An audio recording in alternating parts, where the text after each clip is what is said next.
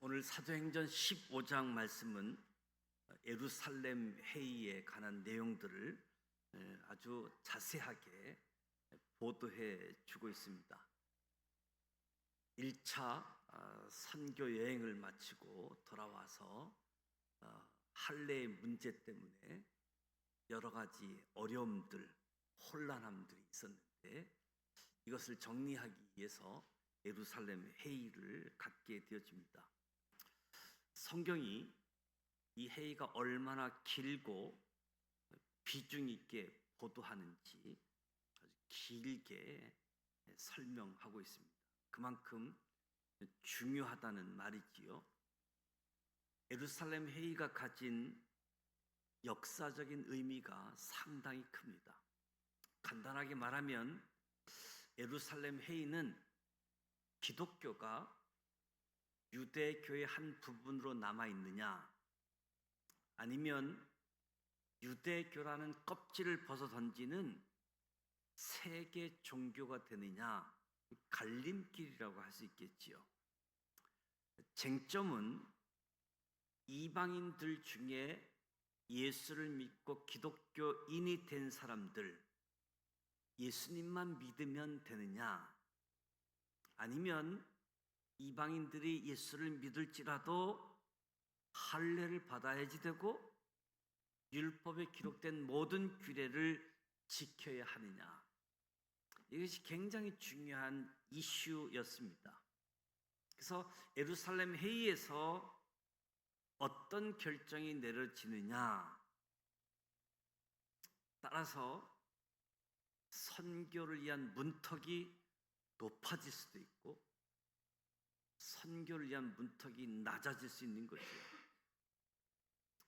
만약 예루살렘 회의에서 결정하기를 이방인도 할례를 받아야 된다, 레위기에 나타난 모든 정결 규정을 다 지켜야 한다라고 결정하게 되어지면 예수님 믿는 것이 매우 어렵겠지요.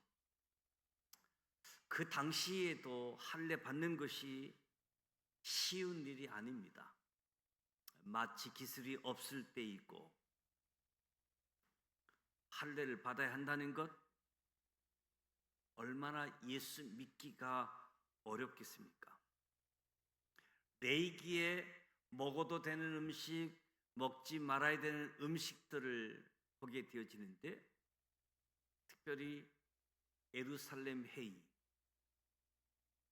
우리 한국 사람들에게도 매우 중요한 회의라고 할 수 있겠지요. 만약 이때 결정이 레위기 음식 규정을 따르라,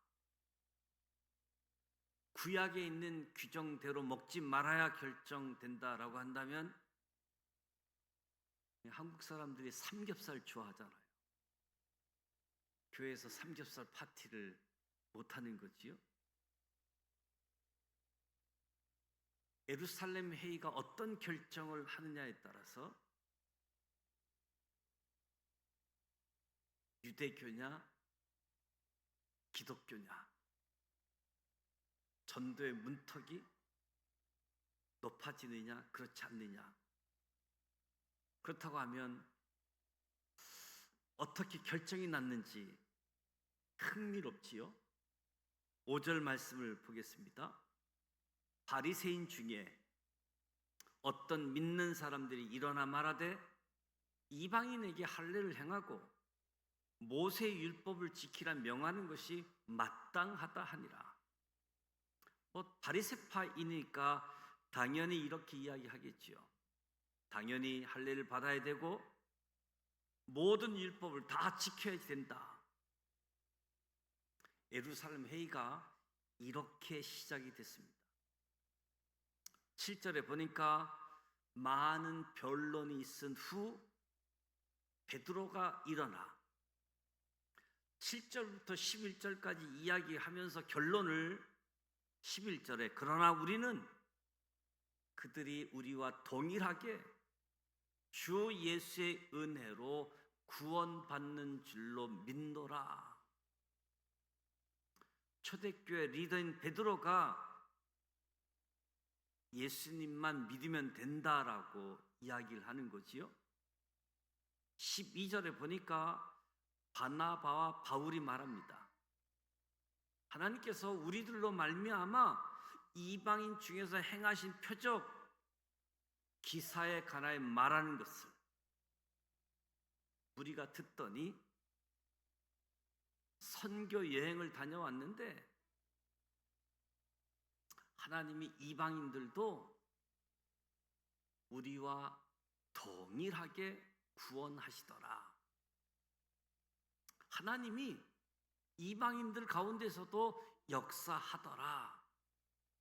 베드로에 이어 바나바 바울이 1차 선교 상황들을 이야기하는 거지요. 그러니까 13절에 야고보가 일어납니다. 여기서 야고보는 예수님의 12사도 중에 한 명이 아니라 예수님의 동생 야고보를 이야기합니다. 예수님의 제자 야고보는 사도행전 12장에서 이미 순교하잖아요. 예수님의 동생 야고보가 일어나서 13절부터 21절까지 길게 이야기를 합니다. 그러면서 19절에 이야기하지요. 그러므로 내 의견에는 이방인 중에서 하나님께 돌아오는 자들을 괴롭게 하지 말고 할례 밟게 하지도 말고 율법 규정을 다 지키라고 말하지 말고 이것만 지키게 하자. 우상의 더러운 것, 음행, 목매어 죽인 것, 피를 멀리하는 것. 이 네 가지만 멀리하게 하자. 그래서 모든 것에 편지를 통해서 알리는 것이 좋겠다. 예루살렘 회의 분위기를 보십시오. 처음에 바리새파가 일어나서 다 지켜야 된다 얘기했는데 베드로가 일어나고 바울과 바나바가 일어나고 예수님의 동생 야고보가 일어나서 이야기를 하니까 회의의 분위기가 완전히 바뀌어지지요. 흥미롭게도 반대 진영에 있던 사람은 더 이상 반론을 하지 않습니다. 처음에 의견이 분분했는데 회의의 결론은 25절 후반부를 보시면 만장일치로 결정하였노라. 만장일치로. 놀라운 결정이지요. 하나님께 돌아오는 자를 괴롭게 하지 말고 다만 우상의 더러운 것, 음행, 목매어 죽인 것, 피를 멀리하자고만 하자. 이렇게 결정해서 선교의 문이 활짝 열리게 되어집니다. 우리 한국 사람들에게도 기쁜 소식이지요. 삼겹살을 드셔도 되니까. 그런데 네 가지, 우상의 더러운 것, 음행, 목매어 죽인 것, 피, 네 가지를 금지하는데 왜 그랬을까? 우상의 제물과 음행은 우리가 이해할 수 있는데 목매어 죽은 것, 피를 왜 금지했을까? 당시 이방 사회에서 가장 만연했던 것들이 이 네 가지였습니다. 당시 이방 사회가 얼마나 우상 숭배가 심했는지 가장 좋은 음식들은 우상에게 바쳤습니다. 그리고 그 재물들이 시장에서 거래되기 시작했던 거지요. 그래서 성경을 보면 시장에서 파는 물건을 먹어도 되는지에 대한 논쟁도 언급되어져 있지요. 음행, 신전에 창기들이 같이 있었기 때문에 늘 우상 숭배와 음행이 함께 있었습니다. 우상을 섬기는 장소에서 제물을 주로 목매어 죽였습니다. 그 현장에서 피를 벌컥벌컥 마시는 일이 성행했기 때문에 이 네 가지 일을 금지했는데, 사실 엄밀하게 보면 네 가지 같지만 한 가지라고도 할 수 있겠지요.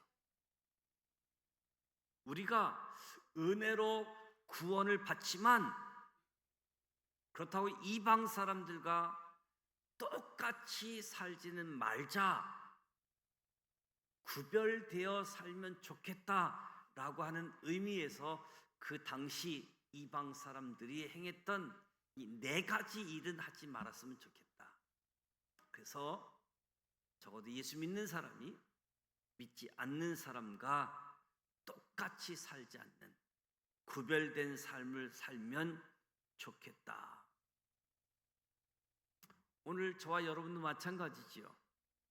구원받은 저와 여러분이 세상 사람들과 똑같이 사는 것이 아니라 구원받은 저와 여러분이 세상 사람들과 구별된 삶을 사는 거지요.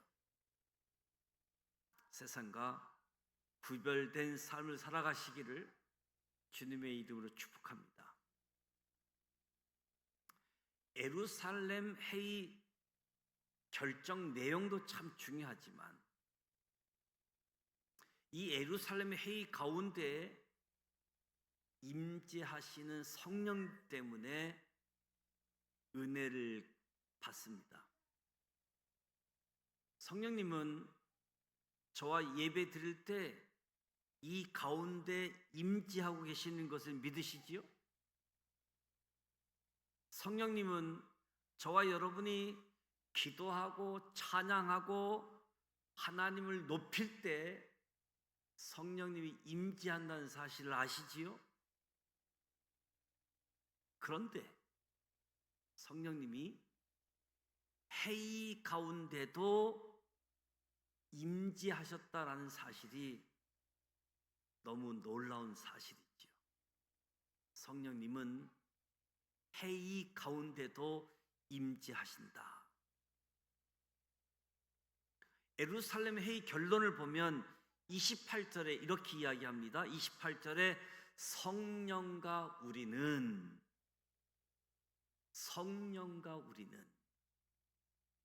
회의에 참여한 모든 사람들이 우리들끼리 사도들만이 결정한 것이 아니라 성령님과 우리가 함께 결정했다라고 이야기하고 있습니다.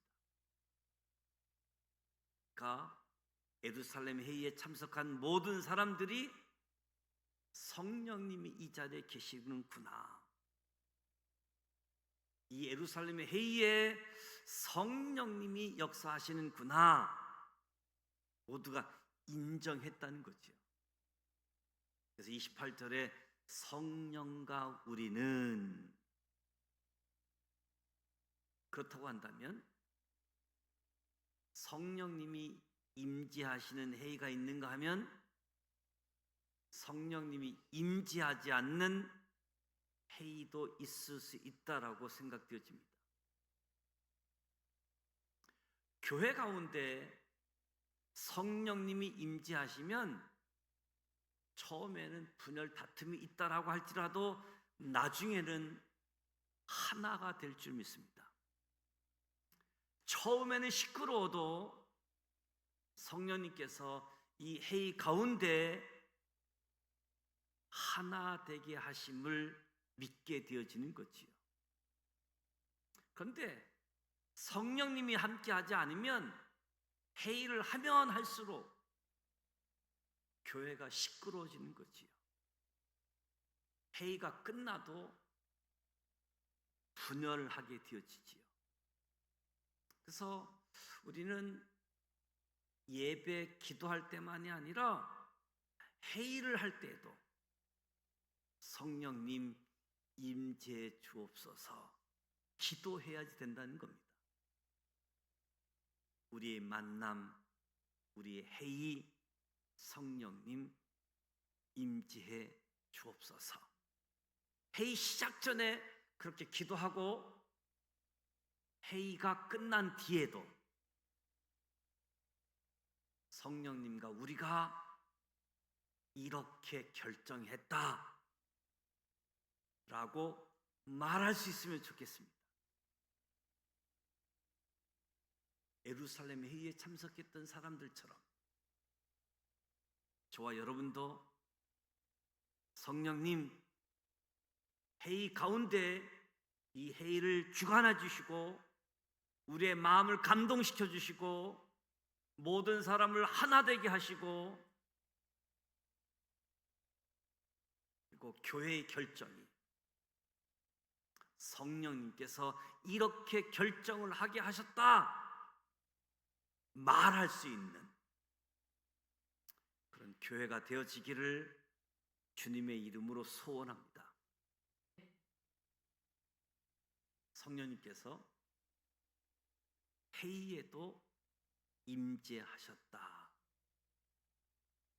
참여한 사람들이 그렇게 고백하고 있는 거지요.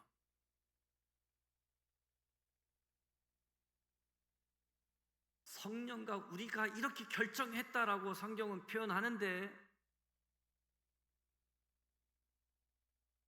정작 회의 진행하는 가운데는 성령님께서 직접적으로 한마디도 하신 표현이 없잖아요.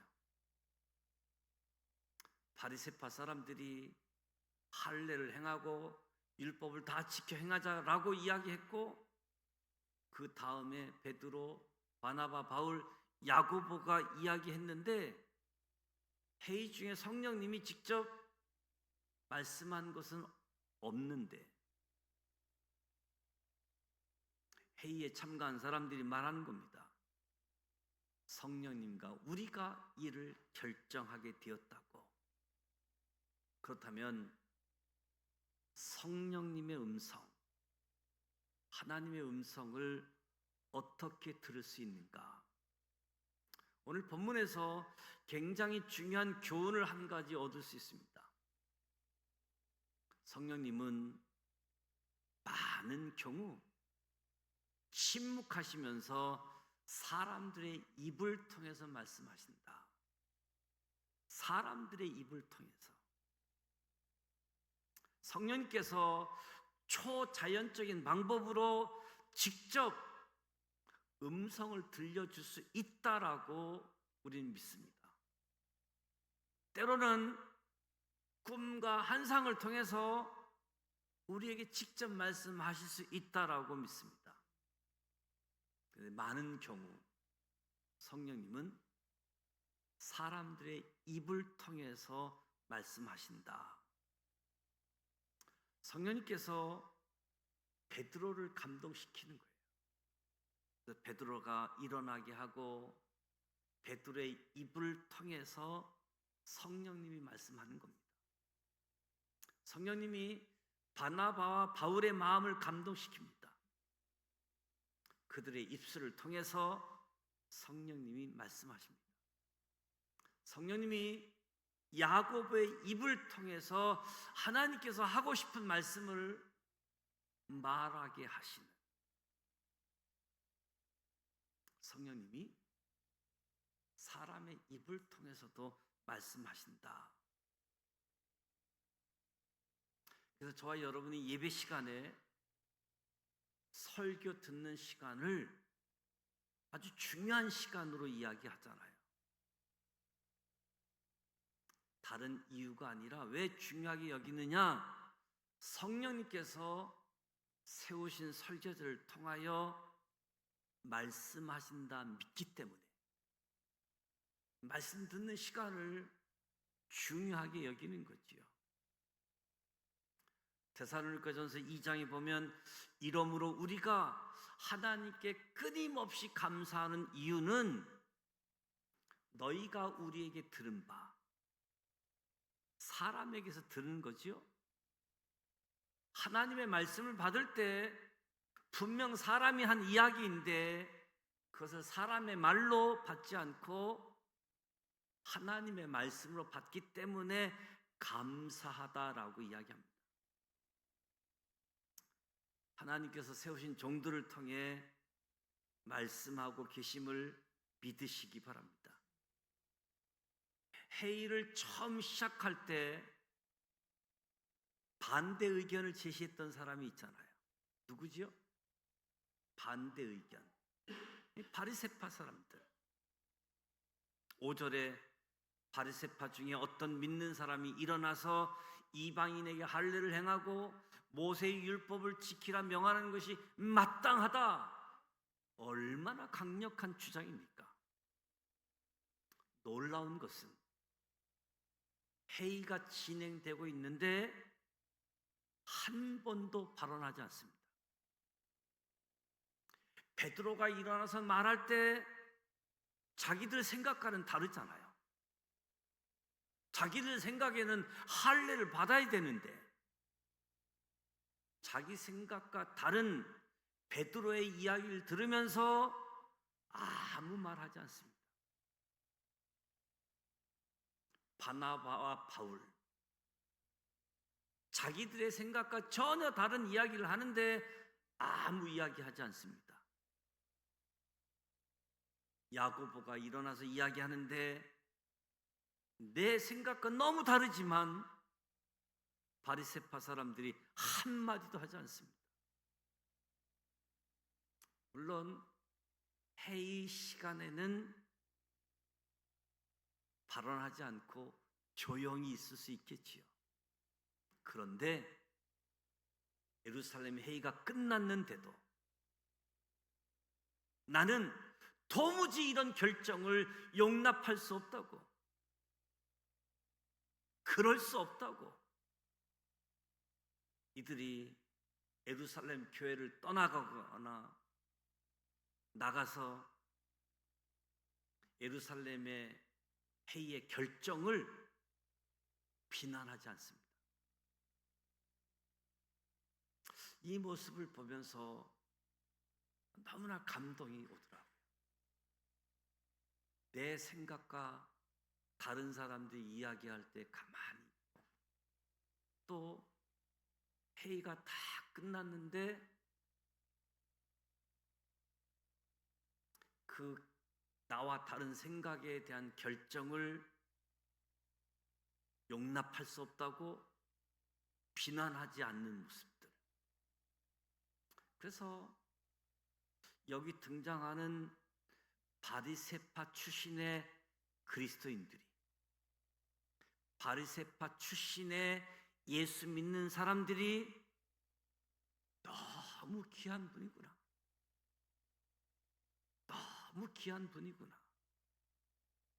바리새파 출신이지만 이들이 진짜 믿는 사람이구나 하는 생각이 들더라고요. 내 생각과 다른데, 내 의견과 다른데. 믿는 자가 된다는 것은 도대체 무엇을 의미할까? 믿는 자가 된다는 것.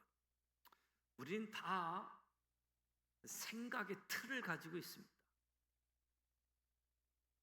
다양한 생각들을 가지고 있지요. 교회 오기 전에 내가 보기에는 이것이 옳은 의견 다 가지고 있습니다. 그래서 진짜 그리스도인들은 하나님의 말씀을 들을 때 내 생각과 다른 하나님의 말씀이 부딪혀 올 때, 아니 내 생각에는 이것이 맞는데 하나님께서 저 사람을 통해서 말씀하시는데 저 사람의 말이 하나님의 뜻이라면 나는 내 생각을 버리고 저 사람의 의견을 따라야 되겠다. 내 생각을 내려놓는 것이 하나님의 사람이라고 생각합니다. 내 생각을 내려놓고 하나님의 뜻이구나, 따라가는 사람이 진짜 믿는 사람이라고 할 수 있겠지요. 신앙생활 하다 보면 어떤 성도님들이 시험 들었다고 해요. 교회 와서 나를 전도한 분이 너무 좋은 길을 소개해줘서 좋다고 막 침이 마르도록 칭찬도 합니다. 교회가 너무 좋다고, 목사님 말씀도 너무 좋다고, 어쩌면 목사님 말씀이 내 생각과 어찌 이렇게 똑같은지 모르겠다고. 그런데 어느 날 설교가 자기 마음에 들지 않았습니다. 그때 얼굴 색깔이 변했고, 그리고 교회를 떠납니다. 한편의 설교 때문에 교회를 떠납니다. 한편의 설교가 자기 생각과 달라서 교회를 떠나는 모습을 볼 때 참 힘든 모습들. 도대체 믿는다는 것이 무엇인가? 왜 사람들이 자기 생각 그대로 가지고 와서 자기 생각과 똑같을 때는 좋아하고 자기 생각과 다른 말씀을 할 때는 저렇게 반응해야 하는지. 믿는다는 것이 무엇일까? 믿는다는 것, 내 생각과 하나님의 말씀이 부딪힐 때 내 생각이 깨지는 것, 내 생각을 내려놓는 것, 그것이 믿는 사람이고 하나님의 사람인 거지요. 오늘 사도행전 15장에 등장하는 사람들은 다 깨진 사람들입니다.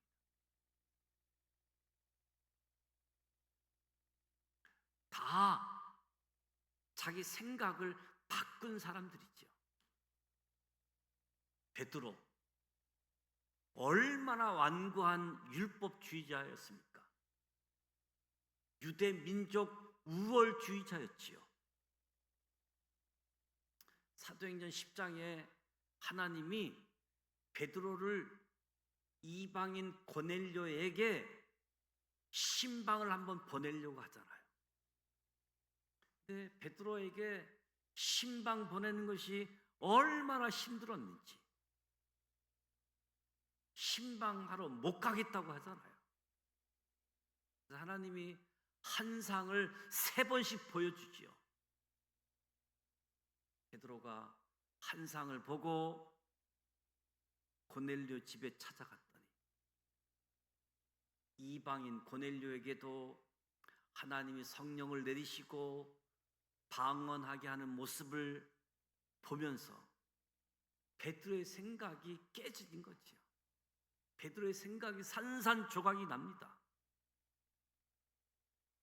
이방인들에게도 똑같이 하나님이 역사하시는구나, 은혜를 베푸시고 구원을 허락해 주시는구나, 베드로의 생각이 바뀌게 된 거지요. 바울은 어떻습니까? 베드로보다 더한 율법주의자이지요. 완고한 사람이지요. 그런데 그가 담에색 가는 길에 부활하신 예수님을 만납니다. 그래서 바울의 생각이 완전히 바뀌지요.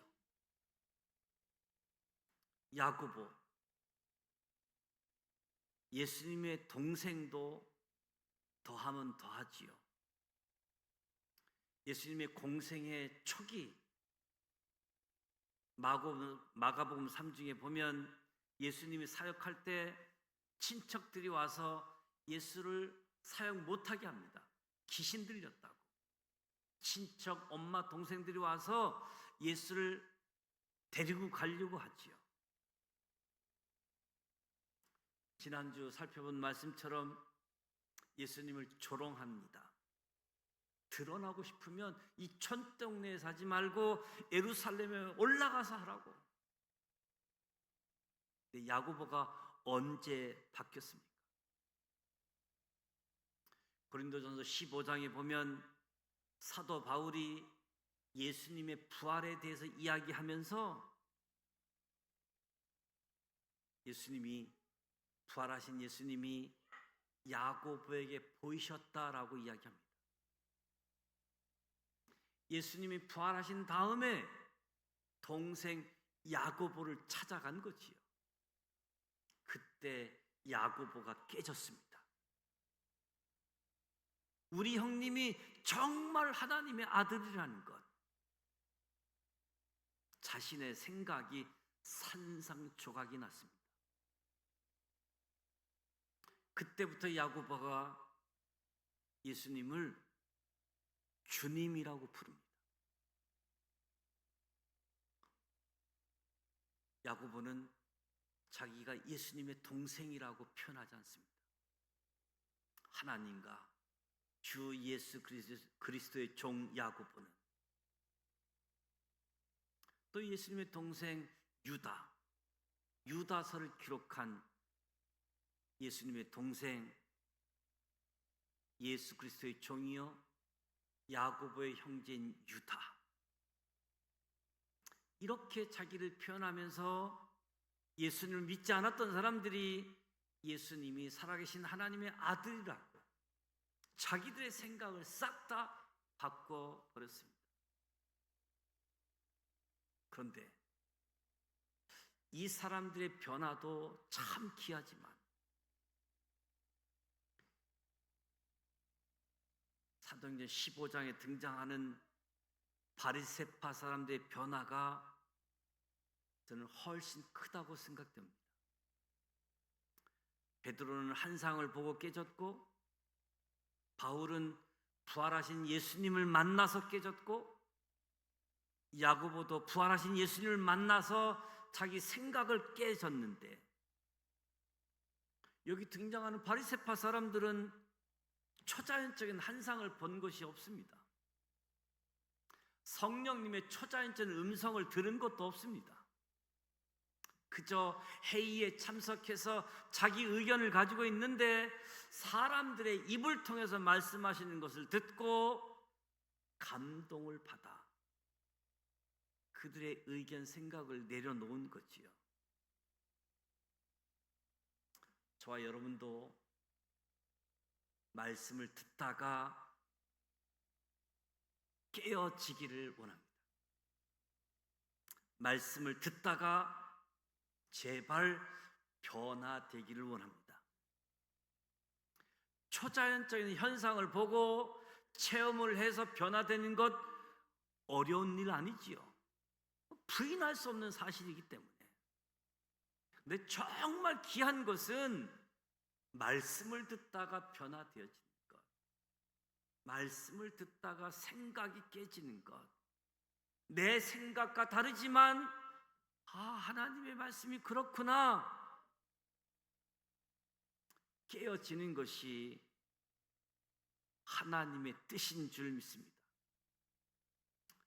많은 사람들이 말씀을 듣는데 깨어지지 않기 때문에 교회 안에 분열이 일어나는 거지요. 내 생각을 꺾지 않아서 교회가 시끄러워지는 겁니다. 15장에 등장하는 바리새파 사람의 변화가 저와 여러분에게 도전이 되길 원합니다. 성령님이 예배 때만 아니라 회의 중에도 임재하셨다. 내 이름으로 두세 사람이 모이기만 하면 내가 거기 함께 있겠다 약속하신 예수님의 약속이 그대로 성취되어진 장면이지요. 예배를 드릴 때, 구역 예배 모임을 가질 때 각 기관이 예수님의 이름으로 모이면 예수님이 그곳에 계십니다. 우리가 구역 모임으로 모였지만 예수님이 분명 그 자리에 계셨지만 때로는 우리는 구역 모임을 드리면서 예수님을 인식하지 못하고 예수님을 잊어버리고 세상 이야기를 할 때도 있습니다. 주님이 그곳에 계셨는데, 주님이 우리와 함께 있었는데 예수님을 인식하지 못하고 우리들끼리 얘기하고 헤어진 적도 있습니다. 기억하십시오. 앞으로 모일 때 우리 주님이 여기 계시는구나. 내가 지난번에 주님이 함께 계셨다는 것을 의식하지 못했었구나. 내가 앞으로는 그러지 말아야지. 두세 사람만 모여도 그 자리에 예수님이 함께 하신다고 약속해 주신 것처럼 우리와 함께 하시는 주님, 그 주님이 계시는 것을 아시고 그 주님을 알아보시기 바랍니다. 구원은 오직 은혜로 받습니다. 그러나 구원받는 사람들에게 구별됨을 요구하고 있습니다. 구원받은 이방인들에게 이방 사람들과는 구별될 것을 요구하고 있습니다. 예수 믿는 저와 여러분도 세상 사람들과 구별되기를 원합니다. 성령님께서 예배 시간만이 아니라 기도와 찬송의 시간만이 아니라 회의할 때도 임재하신다는 사실을 믿으시고 회의하기 전에도 기도하시고 회의 진행할 때, 회의를 마칠 때에도 성령님께서 하셨다 이렇게 고백하면서 내 생각과 다른 하나님의 말씀이 나와 부딪힐 때 내가 깨어지는, 내 생각을 내려놓을 수 있는 그런 은혜가 우리 모두에게 주어지기를, 궁극적으로 구별된 삶, 성령님의 임재를 알고 내 생각을 내려놓는 믿음의 삶을 살아가시기를 주님의 이름으로 축복합니다.